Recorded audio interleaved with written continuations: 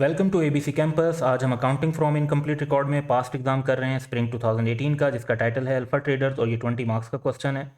तो following information pertains to Alpha Traders for the year ended 31 December 2017। तो हमने 2017 के ईयर को ध्यान में रख के क्वेश्चन करना है।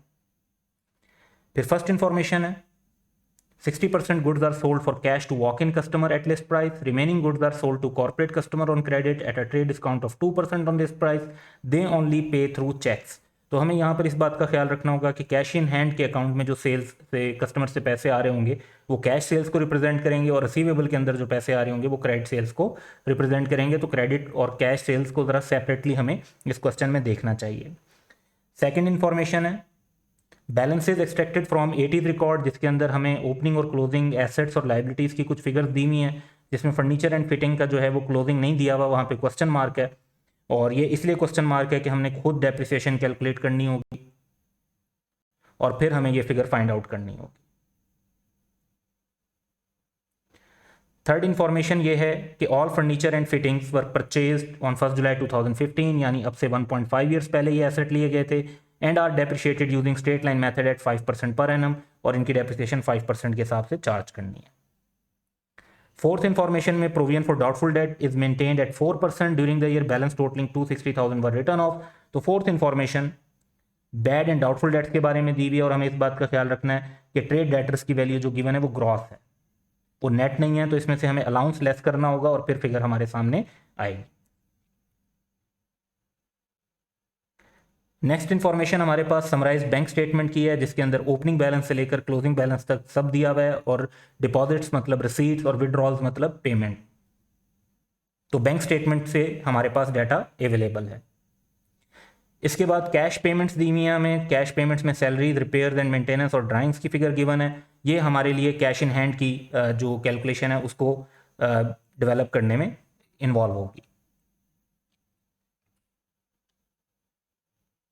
उसके बाद ये बताया हुआ है कि insurance claim represent cost of goods lost in transit during the year. तो ऊपर बैंक स्टेटमेंट के अंदर एक इंश्योरेंस क्लेम की रिसीट आ रही है, तो वो रिप्रेजेंट कर रहा है कॉस्ट ऑफ गुड लॉस्ट जो ट्रांजिट में लॉस्ट हो गया था, तो इसको हम एबनॉर्मल लॉस ट्रीट कर लेंगे। फिर है कि G a cheque of ₹300,000 issued on 15 December against rent has not yet been presented, whereas cheque from a debtor deposited on 31 December 2017 amounting to ₹3.2 million is not appearing in the bank statement. तो इसका मतलब है कि जो हमारे पास balance दिया हुआ है बैंक स्टेटमेंट में कैश एट बैंक का, वो वाला बैलेंस हमें नहीं लेना होगा, हमें एक रिकन्सिलेशन ब्रीफ सी बनानी पड़ेगी ताकि हम कैश एट बैंक का बैलेंस वो वाला फाइंड आउट कर सकें जो हमारी बुक्स के मुताबिक बनता है। इंफॉर्मेशन नंबर 9 है कि creditors are paid through cheques only. Payments made to creditors include 48 million after availing discount of 4%, तो इसमें एक डिस्काउंट की इंप्लीकेशन है। और cheque of ₹1.9 million issue to supplier on December 2016, यानी last year. No discount was allowed by the supplier on this payment. तो ये एक लास्ट ईयर का चेक भी है, और ये लास्ट ईयर का चेक जो है वो इस साल की पेमेंट में शामिल है, तो ये लास्ट ईयर का अनप्रेजेंटेड चेक है, इसको भी हमें ओपनिंग बैलेंस के लिए रिकन्सिलेशन में कंसीडर करना पड़ेगा।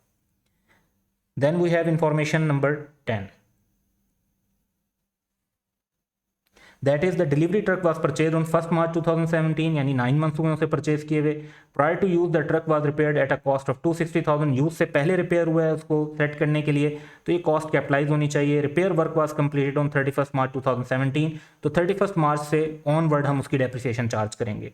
Amount is included in payment for repair and maintenance. अब 260 की अमाउंट रिपेयर एंड मेंटेनेंस में शामिल है, तो ये एक एरर है, हम रिपेयर एंड मेंटेनेंस से इसको निकाल कर जो है डिलीवरी ट्रक के अंदर कैपिटलाइज कर देंगे। फिर depreciation on delivery truck is charge on straight line basis at 12.5% per annum. तो उसके बाद हमें डेप्रिसिएशन की इंफॉर्मेशन दी हुई है। तो ब्रीफ डिस्कशन, सारी इंफॉर्मेशन देखने के बाद हम अपनी रिक्वायरमेंट्स की तरफ आते हैं, और रिक्वायरमेंट ये है कि हमने स्टेटमेंट ऑफ प्रॉफिट और लॉस बनाना है और स्टेटमेंट ऑफ फाइनेंशियल पोजीशन बनाना है 31 दिसंबर 2017 के लिए। सो हम अपने फॉर्मेट की तरफ आते हैं, और पहले हम पार्ट ए बनाएंगे जिसमें हमने प्रॉफिट और लॉस बनाना है। Alpha Traders statement of profit और loss for the year ended December 31, 2017, और फिगर्स जो हैं वो हम 1000 में ले लेंगे। इसके बाद हमें जो थोड़ी सी जगह प्रॉफिट और लॉस के लिए छोड़ने के बाद हम बनाएंगे पार्ट बी की कैलकुलेशन करेंगे, और पार्ट बी की कैलकुलेशन करने के लिए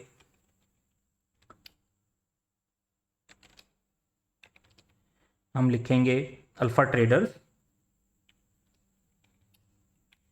statement of financial position as on 31 December 2017। और क्योंकि हमारे पास ओपनिंग और क्लोजिंग दोनों कैपिटल इस वक्त अवेलेबल नहीं है, तो हमें ओपनिंग और क्लोजिंग कैपिटल फाइंड आउट करने के लिए जो है 2017 और 2016 दोनों की कैलकुलेशंस को फाइंड आउट करना होगा। तो हम सबसे पहले इसके अंदर नॉन करंट एसेट बनाएंगे, फिर थोड़ी सी जगह छोड़कर हम करंट एसेट्स ले लेंगे, और फिर हम जो है इक्विटी डेवलप करेंगे। क्वेश्चन के अंदर किसी नॉन करंट लाइबिलिटीज़ का जिक्र नहीं है जो हमारी डिस्कशन के मुताबिक, तो हम सिर्फ करंट लाइबिलिटीज़ की हेडिंग बना लेते हैं।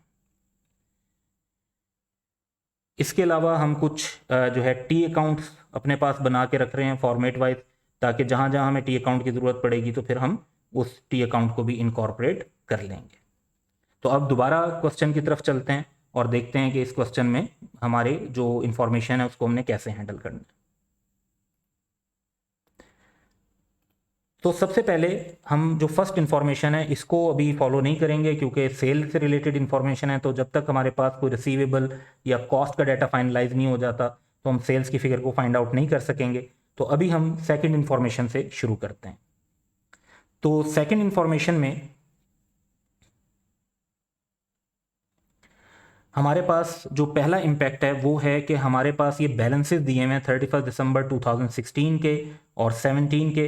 तो ये बैलेंसेस की अमाउंट हम अपने सामने रखते हुए इसको अपने फॉर्मेट के अंदर जहाँ जहाँ इनकॉर्पोरेट इन्हें करना बनता है वो कर लेंगे। तो पहला इम्पैक्ट तो ये है कि हम इन्हें स्टेटमेंट ऑफ फाइनेंशियल पोजीशन के अंदर इनकॉर्पोरेट करें।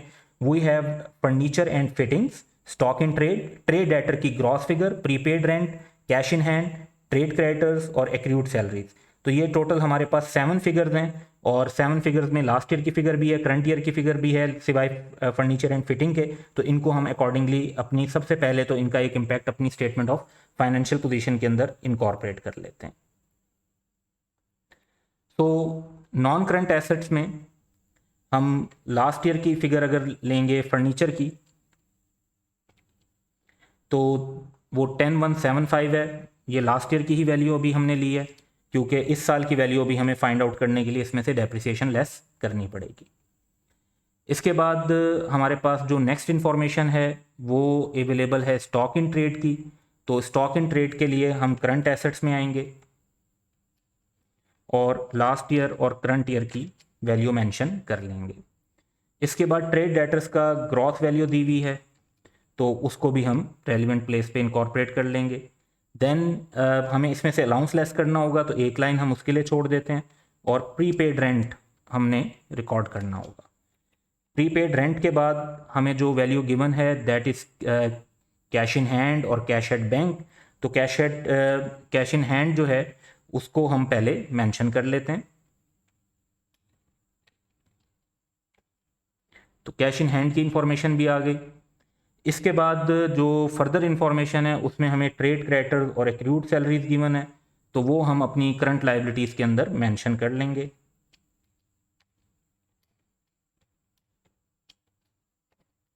तो ट्रेड क्रेडिटर्स और सैलरीज पेबल को भी हमने मेंशन कर लिया। तो जितनी इन्फॉर्मेशन हमें गिवन थी वो हमने लास्ट ईयर की और करंट ईयर की अपनी स्टेटमेंट के अंदर इनकॉर्पोरेट कर ली। लेकिन इस सारी इन्फॉर्मेशन का एक सेकंड इम्पैक्ट भी हमें इनकॉर्पोरेट करना होगा। और जिस तरह से हमने फर्नीचर एंड फिटिंग में तो करंट ईयर के अंदर इनकॉर्पोरेट कर दिया, लेकिन अब इसको हमने जो है बाकी जगहों पे कैसे लेना है, जैसे स्टॉक इन ट्रेड को हमें लेना होगा कॉस्ट ऑफ सेल्स में। तो इसको डिस्कस करते हैं क्वेश्चन से।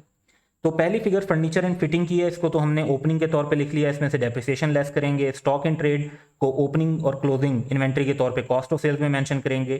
ट्रेड डेटर को उसके टी अकाउंट के अंदर मेंशन कर देंगे। Similarly prepaid rent, cash in hand, trade creditor और एक्रूड सैलरीज को उनके रेलिवेंट टी अकाउंट के अंदर मेंशन कर देंगे। तो इसी तरतीब से हम टी अकाउंट बनाते जाते हैं।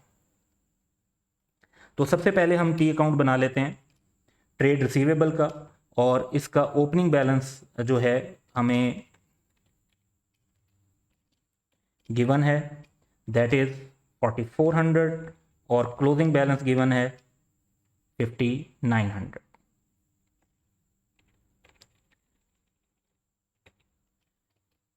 नेक्स्ट हम रेंट का अकाउंट बना लेते हैं और प्रीपेड रेंट का ओपनिंग बैलेंस गिवन है हमें 145 और क्लोजिंग बैलेंस गिवन है 180। इसके बाद हम कैश का अकाउंट बना लेते हैं और कैश के अकाउंट में भी हमें ओपनिंग और क्लोजिंग बैलेंस गिवन है। तो ओपनिंग बैलेंस हमें गिवन है 750 और क्लोजिंग बैलेंस गिवन है 430। नेक्स्ट अकाउंट हम स्टैब्लिश कर लेते हैं ट्रेड पेबल का। इसमें ओपनिंग बैलेंस हमें गिवन है 8500 और क्लोजिंग बैलेंस गिवन है 9700। इसके बाद हमें सैलरीज़ के बारे में इंफॉर्मेशन दी हुई है, तो एक अकाउंट सैलरीज़ का हम इस्टेब्लिश कर लेते हैं और सैलरीज़ में क्योंकि एक्रूवल है तो क्रेडिट साइड पर लायबिलिटी शो हो जाएगी। ओपनिंग बैलेंस जो है वो है 460 और क्लोजिंग बैलेंस है 310। तो ये सब बैलेंसेस हमने इनकॉर्पोरेट कर लिए। अब क्वेश्चन की हम नेक्स्ट इंफॉर्मेशन की तरफ आते हैं और उसमें हमारे पास इंफॉर्मेशन है कि all furniture and fittings were purchased on 1 July 2015 and are depreciated using straight line method at 5% per annum. अब यहाँ पर यह चीज़ इंपॉर्टेंट है कि हमारा जो ईयर एंड है वो 31 दिसंबर 2017 है। सो हमने ये एसेट एक्वायर किया था 1 जुलाई 2015 को और अब तक 1.5 साल हो गया।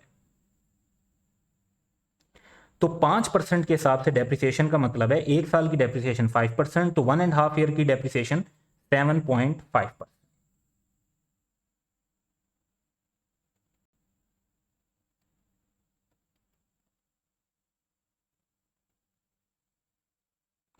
तो एसेट जो है वो अब 100% में से 7.5% डेप्रिशिएट होकर 92.5% पर शो हो रहा है। तो ये जो वैल्यू 10175 है ये रिप्रेजेंट करती है 92.5% को। अगर हम 100% वैल्यू मालूम करना चाहते हैं तो हमें 10175 को डिवाइड करना पड़ेगा 92.5% से, तो हमारे पास 100% वैल्यू यानी कॉस्ट की वैल्यू आ जाएगी और उस वैल्यू से का जब हम 5% लेंगे तो हमें करंट ईयर की डेप्रिसिएशन पता चल जाएगी।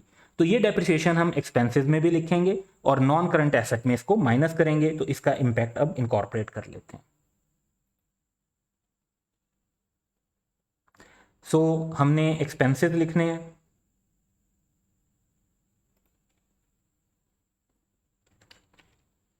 और एक्सपेंसेस में हम डेप्रिसिएशन और फर्नीचर एंड फिक्सचर ले लेंगे।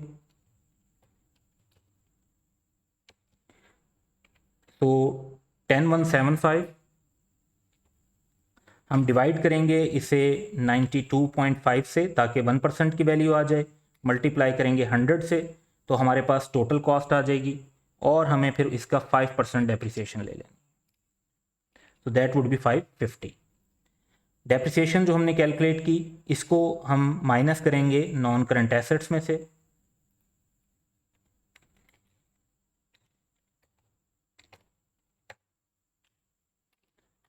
और हमारे पास 2017 के लिए भी वैल्यू आ जाएगी दैट इज़ 9625।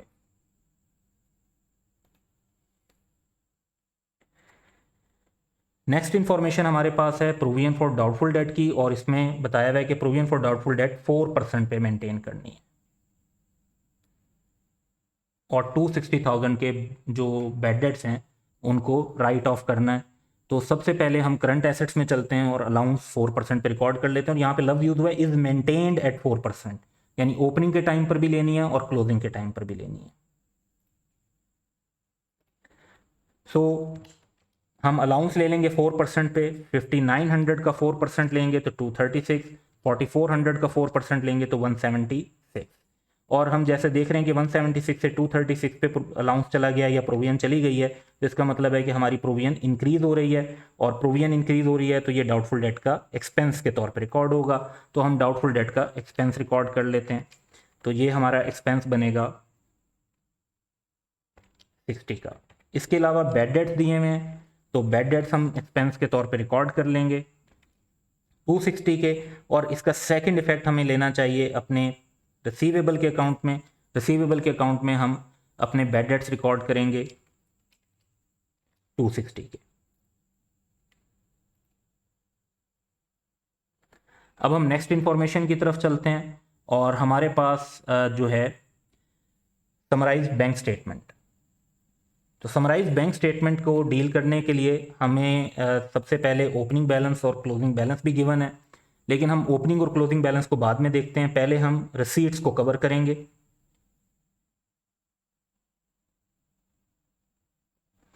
कॉर्पोरेट कस्टमर से जो पैसे हैं वो क्रेडिट कस्टमर से आते हैं, तो इसका मतलब है कि ये हमें रिसीवेबल के टी अकाउंट में लेने चाहिए। कैश जो हमारे पास आया बैंक से, तो ये कैश इन हैंड अकाउंट में क्रेडिट साइड पर शो होगा। इंश्योरेंस क्लेम जो है, इससे रिलेटेड भी एक इंफॉर्मेशन मेंशन है,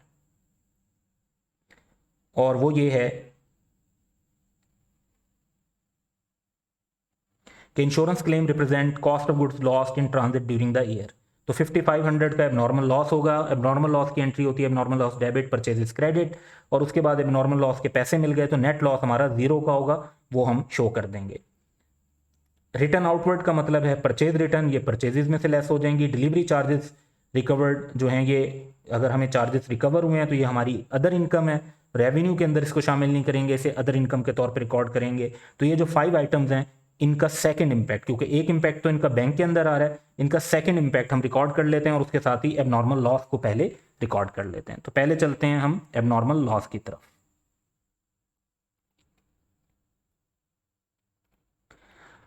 तो हम जो कॉस्ट ऑफ सेल्स शो करेंगे उसमें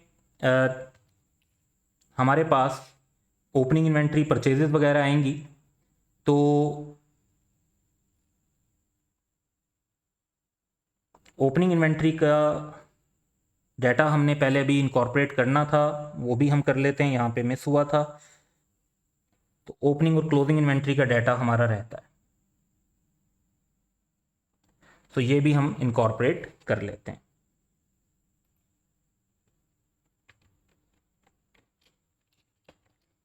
तो opening inventory and closing inventory. अब जो भी हमारी परचेजेज आएंगी उनमें से हमने एबनॉर्मल लॉस भी लेस करना होगा। तो एबनॉर्मल लॉस 5500 का है, वो उसमें से हम लेस कर देंगे। दूसरी तरफ हम जाएंगे तो हम अपने एबनॉर्मल लॉस को शो करेंगे। तो 5500 में से हमें, क्योंकि पूरे 5500 रिसीव हो चुके हैं, तो हमारा जो नेट लॉस है वो 0 ही होगा। इसके बाद जो मज़ीद आइटम हैं उसमें कॉर्पोरेट कस्टमर से पैसे रिसीव हुए हैं, तो कॉर्पोरेट कस्टमर से जो पैसे हमें रिसीव हुए हैं उनको हम बैंक के तौर पे लिखेंगे। फिर वो पैसे जो कैश में से रिसीव हुए हैं तो वो कैश के अकाउंट के अंदर आएंगे कि ये हमने बैंक में जमा करवा दिए थे। उसके बाद इंश्योरेंस क्लेम को हम ऑलरेडी डील कर चुके हैं। रिटर्न आउटवर्ड है, रिटर्न आउटवर्ड परचेज रिटर्न के तौर पे रिकॉर्ड होगा।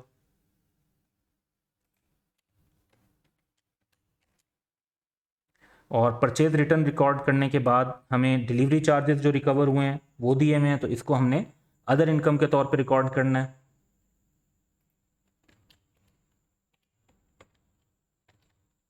तो हम 330 की अदर इनकम रिकॉर्ड कर देंगे डिलीवरी चार्जेस की।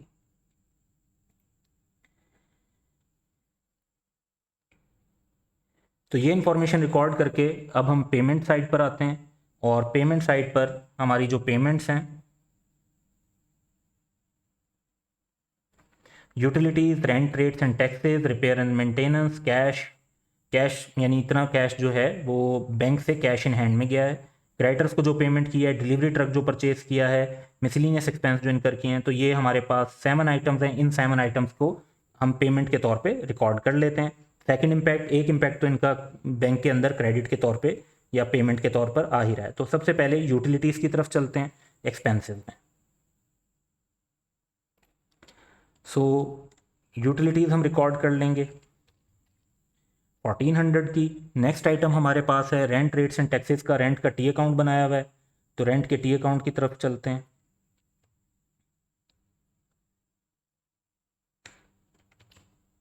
$2100 की बैंक से पेमेंट है। रेंट के बाद रिपेयर एंड मेंटेनेंस है, तो रिपेयर एंड मेंटेनेंस में काफ़ी आइटम्स हैं, इसलिए अभी इसमें क्योंकि आगे भी दी हुई है एरर वगैरह, तो इसको भी फाइनल फिगर के तौर पे नहीं लिख रहे। रिपेयर एंड मेंटेनेंस के बाद कैश की फिगर है, तो जो बैंक से कैश आया हमारे पास 6320, और उसके बाद हमारे पास क्रेडिटर्स की फिगर है कि क्रेडिटर्स को कितनी पेमेंट की गई है। तो क्रेडिटर्स को जो बैंक से पेमेंट की गई है दैट इज़ 87,200। इसमें क्योंकि एक चेक बाद में हमें एडजस्ट करना है तो उसको अभी हमने इनकॉर्पोरेट अभी यहाँ नहीं किया, तो अभी फाइनल के तौर पर नहीं लिखेंगे। इसके बाद हमारे पास डिलीवरी ट्रक की परचेज है तो वो नॉन करंट एसेट्स में मेंशन होनी चाहिए। 2300 की ये मेंशन कर देंगे। देन मिसलिनियस एक्सपेंसेस हैं तो इसको हम एक्सपेंसेस के अंदर मेंशन कर देंगे।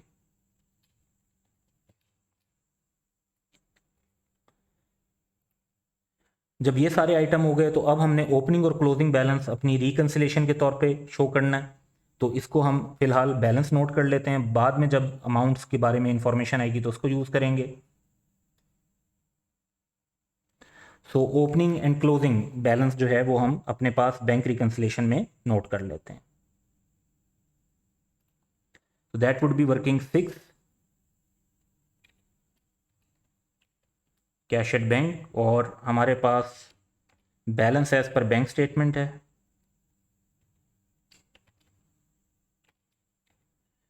करंट ईयर में वैल्यू जो है वो 5000 और ओपनिंग वैल्यू जो थी दैट वाज 9800। नेक्स्ट हम कैश पेमेंट्स की तरफ चलते हैं। तो कैश पेमेंट्स का एक इम्पैक्ट तो ये होगा कि ये सारी कैश पेमेंट्स हमारे पास रिकॉर्ड होंगी, और रिकॉर्ड होने में हमने इन पेमेंट्स को एक इफ़ेक्ट तो इनका सबका कैश में लेकर जाना है। दूसरा इफ़ेक्ट जो है वो सैलरीज को और रिपेयर एंड मेंटेनेंस को एक्सपेंस में रिकॉर्ड करना है। ड्राइंग्स की फिगर नहीं दी हुई तो ये एज अ बैलेंसिंग फिगर हमें फाइंड आउट होगी। तो इनको हम पहले कैश अकाउंट में लिखेंगे, फिर इनका सेकंड इफेक्ट रिकॉर्ड करेंगे।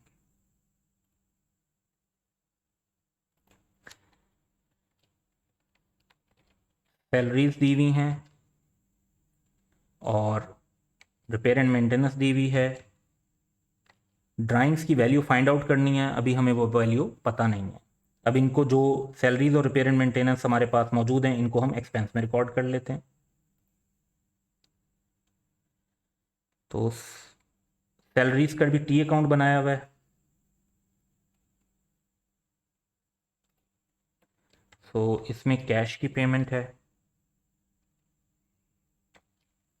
और रिपेयर एंड मेंटेनेंस के अंदर हम ये जो कैश पहले बैंक वाला एक्सपेंस था अब कैश वाला एक्सपेंस है इसको ऐड कर देंगे। नेक्स्ट हमारे पास इंफॉर्मेशन नंबर 8 है, जिसमें यह बताया हुआ है कि cheque of ₹300,000 issued on 15 December against rent has not yet been presented. तो ये अनप्रेजेंटेड चेक है। Whereas cheque from a debtor deposited on 31 December 2017 amounting to ₹3.2 million is not appearing in the bank statement. तो ये uncredited check है। तो इनको हम bank reconciliation में भी रिकॉर्ड करेंगे, और जहां फिर इनका क्योंकि हमने पहले बैंक स्टेटमेंट वाली इन्फॉर्मेशन यूज़ किया तो इनका जो सेकंड इम्पैक्ट जाना चाहिए, यानी रेंट के चेक को रेंट के अंदर और जो कस्टमर से चेक आया है उसको कस्टमर के अकाउंट के अंदर रिकॉर्ड करेंगे। तो वर्किंग 6 में जाते हैं तो पहले हम अनप्रेजेंटेड चेक रिकॉर्ड कर लेंगे जो कि 300 का है। अब ये चेक जब प्रेजेंट हो जाएगा तो हमारा बैंक बैलेंस कम हो जाएगा, और अनक्रेडिटेड चेक जो है जब डिपॉजिट होगा तो हमारा बैंक बैलेंस बढ़ जाएगा। अब इनका सेकंड इफेक्ट ले लेते हैं। सेकंड इफेक्ट में रेंट का जो चेक है वो पेमेंट होने से 300 की पेमेंट हमारी रिकॉर्ड हो जाएगी, और कस्टमर वाला चेक जो है वो कस्टमर की तरफ से हमें रिकॉर्ड करना होगा वर्किंग 1 के अंदर, जो चेक अभी अनक्रेडिटेड है।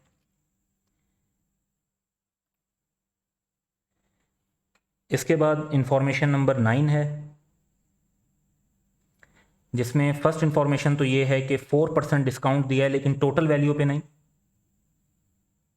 48 मिलियन पे, और 1.9 मिलियन का लास्ट ईयर का चेक है जो अनप्रेजेंटेड था, तो और वो इस साल की पेमेंट में शामिल है। तो पहले डिस्काउंट की तरफ चलते हैं। तो डिस्काउंट अगर हम रिकॉर्ड करते हैं तो 48 मिलियन पे जो अमाउंट है वो 96% को रिप्रेजेंट करती है और 4% डिस्काउंट है। 100 में से 4% डिस्काउंट, तो जो नेट पेमेंट है वो बाकी 96%। तो 48 मिलियन को 96 से डिवाइड करेंगे, 4 से मल्टीप्लाई करेंगे, तो हमारे पास वैल्यू आ जाएगी कि जो डिस्काउंट बेसिकली इसमें इन्वॉल्व था। तो 2000 का ये डिस्काउंट इन्वॉल्व है और इसको हम अपने डिस्काउंट के तौर पे भी रिकॉर्ड कर देंगे फाइनेंशियल स्टेटमेंट में। डिस्काउंट जो हैं वो रेलिवेंट आइटम से ही लेस होने चाहिए, चाहे वो ट्रेड डिस्काउंट हो या कैश डिस्काउंट हो। तो ये भी हम परचेज में से लेस करेंगे। सेकंड, एक अनप्रेजेंटेड चेक बताया हुआ है जो कि लास्ट ईयर का है, तो 1900 का वो अनप्रेजेंटेड चेक रिकॉर्ड होगा और इसका मतलब है कि वो पेमेंट लास्ट ईयर की करंट ईयर के अंदर शामिल हो गई है, तो करंट ईयर के अंदर उसको माइनस कर देंगे।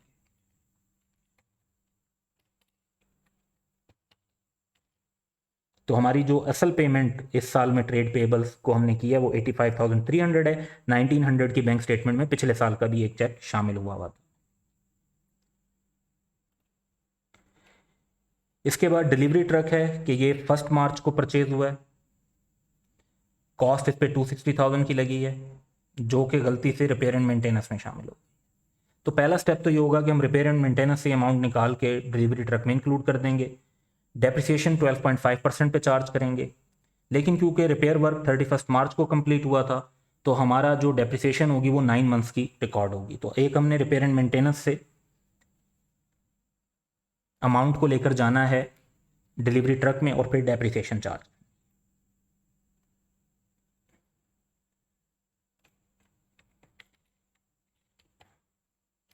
तो रिपेयर एंड मेंटेनेंस से हमने ये 260 माइनस कर दिया और डिलीवरी ट्रक में हम ये 260 ऐड कर देते हैं। उसके बाद डेप्रिसिएशन एक्सपेंस की तरफ आते हैं। तो हमारा जो डिलीवरी ट्रक है वो 2300 प्लस 260 मतलब 2560 का हो चुका है।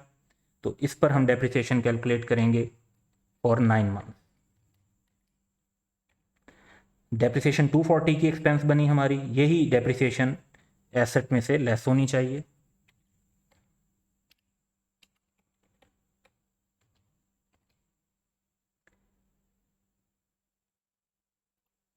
अब क्वेश्चन में हमारी सारी इंफॉर्मेशन कवर हो चुकी है, लेकिन हमने एक इंफॉर्मेशन मिस की थी, दैट वाज इंफॉर्मेशन नंबर 1। तो हमें इस बात का ख्याल रखना है कि 60% गुड्स जो हैं वो कैश सेल्स पर हैं और बाकी 40% क्रेडिट सेल्स पर हैं, और क्रेडिट सेल्स पर 2% का डिस्काउंट भी देते हैं हम, ट्रेड डिस्काउंट। तो इसको अब इनकॉर्पोरेट करने के लिए पहले हम ट्रेड रिसीवेबल पे चलते हैं और अपनी क्रेडिट सेल्स फाइंड आउट करते हैं। वहाँ से क्रेडिट सेल्स मिलेगी तो कैश सेल्स फाइंड आउट करेंगे।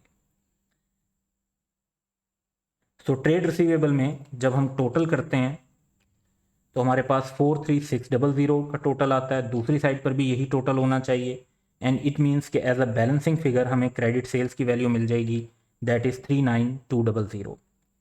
अब हमारे पास एक मरतबा जब क्रेडिट सेल्स की वैल्यू आ गई तो अब हम कैश सेल्स की वैल्यू फाइंड आउट कर सकते हैं। और कैश सेल्स की वैल्यू फाइंड आउट करने के लिए सबसे पहले हम देखते हैं कि जो वैल्यू हमने ऊपर फाइंड आउट की है of credit sales on discount वो 39,200 है। इससे हम क्रेडिट सेल्स की लिस्ट प्राइस फाइंड आउट कर सकते हैं। क्योंकि क्रेडिट सेल पर 2% का डिस्काउंट है तो इसका मतलब है कि ये 98% को रिप्रेजेंट कर रही है। 98 से डिवाइड करेंगे, 100 से मल्टीप्लाई करेंगे तो इसकी लिस्ट प्राइस आ जाएगी 40,000। फिर हम इस वैल्यू से अपनी कैश सेल्स फाइंड आउट कर सकते हैं। कैश सेल्स कैसे फाइंड आउट कर सकते हैं? कैश सेल्स 60% है, इसका मतलब है क्रेडिट सेल्स 40% है। क्रेडिट सेल्स की वैल्यू हमारे पास है तो हम कैश सेल्स की वैल्यू भी फाइंड आउट कर सकते हैं। तो कैश सेल्स जो है वो क्रेडिट सेल्स डिवाइड बाय 40 से 1% सेल्स की वैल्यू आ जाएगी। 60 से मल्टीप्लाई करेंगे तो कैश सेल्स की वैल्यू आ जाएगी हमारे पास, दैट इज 60,000। तो ये वैल्यूज जो हमारे पास आ जाएंगी इनको हम अपनी सेल्स की वैल्यू के अंदर भी इनकॉर्पोरेट कर देंगे।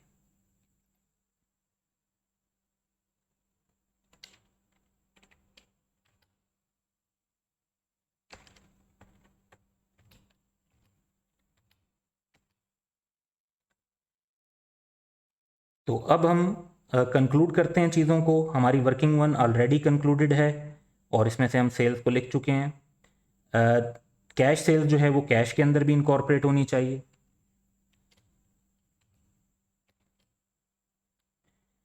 इसके बाद रेंट के अकाउंट को फाइनलाइज करते हैं, तो टोटल कर लेते हैं और एज अ बैलेंसिंग फिगर हमें प्रॉफिट और लॉस में जो एक्सपेंस चार्ज होना चाहिए वो मिल जाएगा। इसको प्रॉफिट और लॉस में लिख लेंगे।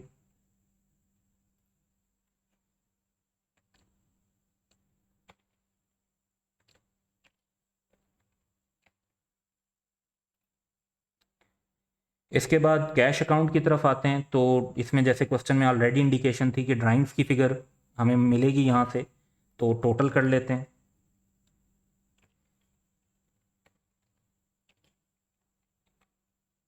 और ड्राइंग्स की figure as a balancing figure हमें मिल जाएगी 3260। इसे हम इक्विटी के अंदर मेंशन कर लेंगे।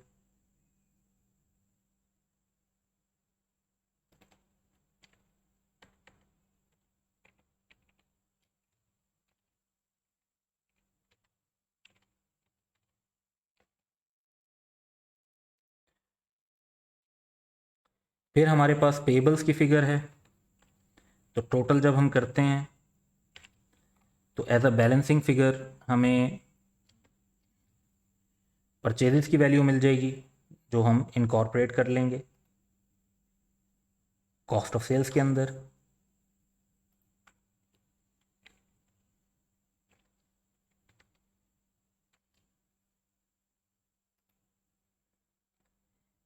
इसके बाद सैलरीज का अकाउंट है,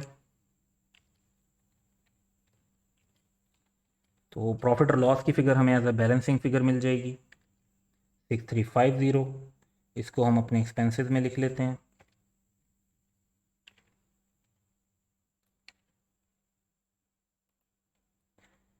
फिर हमने जो रिकन्सिलेशन बनाई हुई थी उसको फाइनलाइज कर लेते हैं, तो हमारे पास 2017 का टोटल भी आ जाएगा, दैट इज़ 7900, और 2016 का भी सेम आ रहा है 7900। ये हम बैंक बैलेंस के तौर पे मेंशन कर देंगे, यानी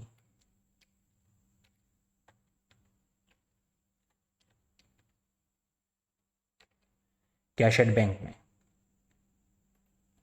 तो हमारी जब सारी वर्किंग्स कंप्लीट हो चुकी हैं तो अब हम अपनी मेन फाइनेंशियल स्टेटमेंट्स की तरफ आते हैं और सबसे पहले हम कॉस्ट ऑफ सेल्स की फ़िगर को फाइंड आउट करते हैं।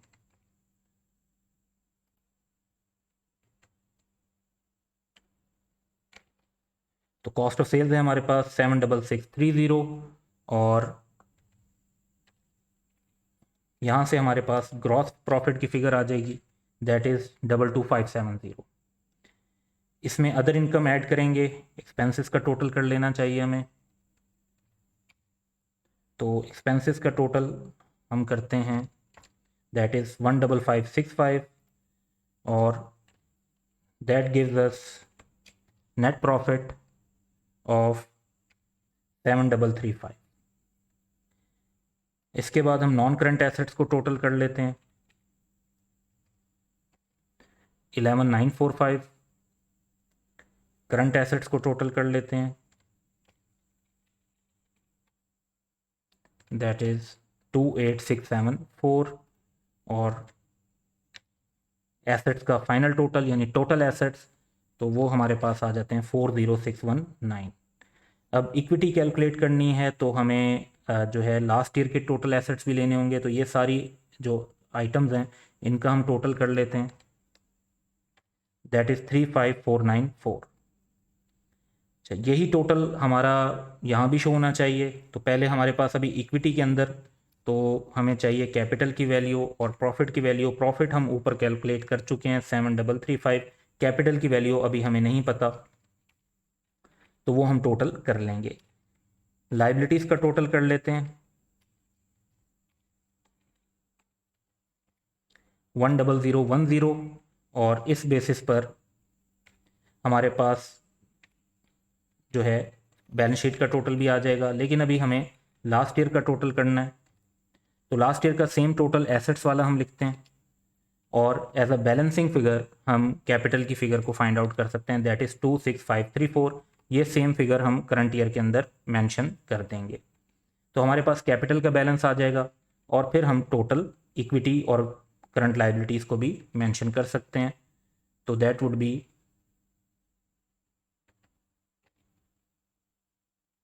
40619। तो ये हमारा क्वेश्चन भी यहाँ पर टैली हो गया।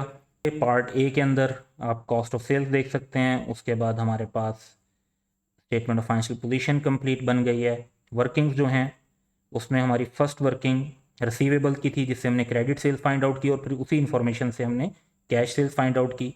रेंट कटी अकाउंट बनाकर उसका एक्सपेंस फाइंड आउट किया।